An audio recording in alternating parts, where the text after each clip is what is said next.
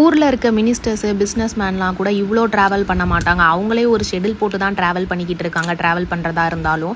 ஆனால் எனக்கு எப்படி தான் இப்படி வருதுன்னு தெரில. அப்படியே தலைமையில் வந்து குமிஞ்சு கிடக்கு. நான் ஊர்லேருந்து வந்தது ஒரு விஷயத்துக்காக, ஆனால் அதுக்கு நடுவில் மிங்கிளாக இருக்கிறது பல விஷயம் ஆகிருக்கு.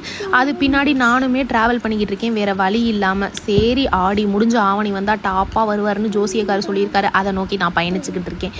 நான் ஊரில் இருக்கிறப்ப வந்து நடுவில் ஒரு முக்கியமான விஷயம் வந்துடுச்சு. அதை தட்டி கழிக்கவே முடியாது. நம்ம வேற ஊர்ல இருக்கோமா, உடனே பேச ஆரம்பிச்சிருவாங்களே. சரின்னு சொல்லி கிளம்பியாச்சு, நானும் வரேன் அப்படின்னு சொல்லிட்டு நாங்கள் அப்படியே காரைக்குடி போயிட்டு அதெல்லாம் அட்டன் பண்ணிட்டு அப்படியே வீட்டுக்கு போய் ரெஸ்ட் எடுத்துட்டு வரலான்னு சொல்லி கிளம்பியாச்சு. ஏன்னா இதுக்கு மேலே ட்ராவல் பண்ணால் இடுப்பு சத்த கிளவி ஆயிடுவேன்.